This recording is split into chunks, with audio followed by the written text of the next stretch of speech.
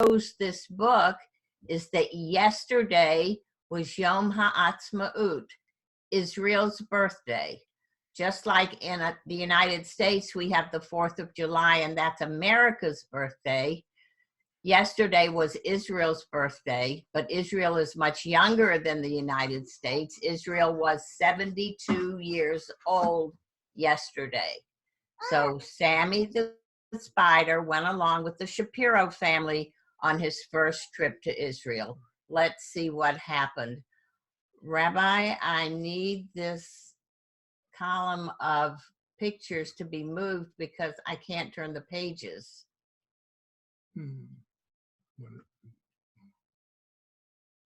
Let's see if this will do it. Yeah, do it with this. Oh, okay. Solved the problem. Sammy's spider's first trip to Israel. And here we're going to talk about the senses. We're going to talk about what we see, what we smell, what we touch, what we hear, and what we taste. A curious Sammy spider peered down from his web as Josh Shapiro closed his suitcase. Mother asked Sammy, "What is Josh doing?" "He's packing for his family's trip to Israel," answered Mrs. Spider. "Will we go too?" asked Sammy. "Silly Sammy," laughed Mrs. Spider. "Spiders don't fly to Israel. Spiders spin webs." Sammy wasn't listening. He watched Mr. Shapiro give Josh a toy airplane. "Thanks," exclaimed Josh. "Is this a model of the El Al airplane that is flying us to Israel?" "Yes," nodded Mr. Shapiro. "Now get your suitcase, Josh. We're leaving for the airport." Sammy lowered himself on a strand of webbing to get a closer look at the little airplane. He had just crawled inside the window above the wing when Josh picked up the airplane and dashed to the waiting taxi. "Oh no," cried Mrs. Spider as Josh ran out the door carrying the plane with Sammy inside. She was not sure what to do. Keeping Sammy from exploring was as hopeless as keeping the sun from rising each morning, and she knew he wouldn't be traveling alone. From inside the little airplane, Sammy watched the big plane take off and fly above the clouds into the blue sky. He felt scared, but he couldn't help feeling a little bit excited too. Hours later, the plane landed at Ben Gurion Airport. A taxi took the Shapiros to their Tel Aviv hotel. "Shalom," said the taxi driver as they got in. "Shalom," replied Mr. Shapiro. "That's the Hebrew word for hello," he told Josh.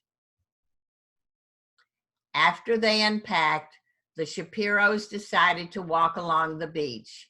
Josh put on his swimsuit and grabbed the little plane. "Shalom," said the lifeguard. "Shalom," replied Josh. Sammy smelled fresh sea air mingled with the aromas of sidewalk cafes and fruit stands. "I wish my mother were here to enjoy the smells of Israel," he thought. That evening, the family strolled along Dizengoff Street. Josh had the little plane tucked under his arm. "Shalom," said a sidewalk musician who was playing Israeli music on his guitar.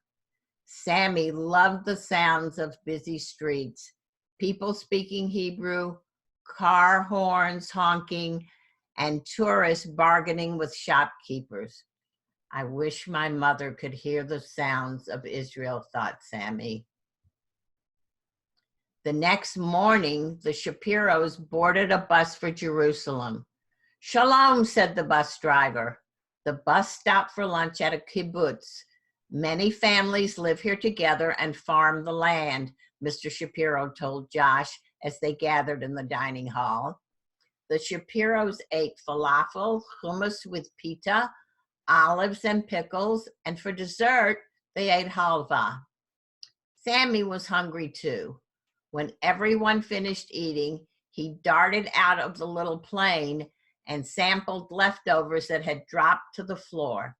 The pickles tasted sour, the olives salty, and the hummus and falafel were spicy. Best of all was the sweet halva. Back inside the plane, Sammy thought, I wish my mother was here to enjoy this taste of Israel. After lunch, Josh picked up his little plane and headed for the kibbutz farm. A cow grazing with her calf and a hen clucking to her chicks reminded Sammy how much he missed his mother. Silly little Sammy, he could hear her say. Have fun. I'll see you soon. When the group reboarded the bus, the kibbutz families waved goodbye and shouted, Shalom. Shalom means goodbye, Mrs. Shapiro told Josh. The bus climbed the hilly road to Jerusalem. As they rounded a curve, the afternoon sun glistened off the stone buildings. We're here, announced the bus driver. Wow, it looks like a golden city, Sammy exclaimed to himself. If only my mother could see Israel too. The bus reached the old city. The Shapiros got off and walked the narrow alleyways to the Jewish quarter. The Western Wall is all that is left of the Holy Temple in Jerusalem, the guide explained. Shalom, said the young soldier at the checkpoint. Shalom, Josh replied. Josh and his father walked toward the wall. Sammy saw some people praying. Others were tucking little notes between the huge stone blocks. They have written special prayers, Mr. Shapiro told Josh. Sammy crawled out of the little plane onto the wall. The huge stones felt hard and rugged, yet in the cracks between them, Sammy noticed little pieces of paper, and he noticed little plants were growing there. It's just like the land of Israel, thought Sammy, hard and rugged, yet a special home to all Jews. I wish my mother were here to touch and feel Israel. He wanted to tuck his own prayer in the wall, but he knew what his mother would say. Silly little Sammy, spiders don't write prayers, spiders spin webs. And that's exactly what he did. The days passed quickly. The Shapiros traveled all over Israel, and Sammy went along, snug and safe in Josh's little plane. They rode camels in the Negev desert, and Sammy felt the soft wool of the animals. They snorkeled off the beaches of Eilat, and Sammy saw the colorful fish. They stopped at a date farm in the Galilee, and Sammy tasted the sweet fruit. They floated in the Dead Sea, and Sammy smelled the salty water. On Shabbat, they went to synagogue, where Sammy heard everyone wish each other, Shabbat Shalom. Shalom also means peace, Mrs. Shapiro told Josh. May we all have a peaceful Shabbat. Finally, it was time to fly home. Sammy was eager to see his mother and share his adventures. When the Shapiros arrived at the house, Josh ran inside and put the little airplane on the couch. Sammy crawled out and shouted, Mother, I'm home. Mrs. Spider scrambled down to embrace Sammy. I'm so glad you're back. I missed you so much, she said. I missed you too, replied Sammy. I wish you had been with me to smell the sea air of Tel Aviv, to hear the Israeli music, to taste the delicious falafel, to see the golden city of Jerusalem, and to touch the Western Wall. And I have a new word to teach you. Shalom is a special Hebrew word that means hello, goodbye, and peace. Sammy rubbed his eyes and yawned.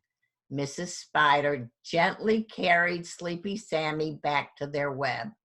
As she tucked him in, she whispered softly, "Shalom, little Sammy. Hello, welcome back, and sleep peacefully." So tomorrow is Erev Shabbat, and the next day is Shabbat. And when you wake up Shabbat morning, I want each of you to say to the people in your family, Shabbat Shalom. Thank you so much for that unbelievable story. Really high tech and enjoyable and a wonderful, wonderful story. So thank you so much to the Kareshes to Bubby and Zaidy Karesh for arranging and for reading us. If you don't mind for a moment, if you can end your screen share so that the kids can just see each other for a brief moment before we hang up. Okay. So the kids what? No, they want. Are you able to just end your screen share? Do you want me? Yeah. Yes. What does she want? And the screen share. Go up to stop share. There you go. Perfect. So we can put it together. You and all the kids can see the different kids and say hello and shalom. And wish everyone Shabbat shalom. And wish everyone Lila Tov. Lila Tov. And we're going to say shalom to everyone. Everyone give a wave. Good night. Thank you so much. Join us next week to hear Rabbi and Mrs. Matanky. All right. That should be good. All right. Have a great night, everyone. And I will say shalom to all. Shalom. Thank you.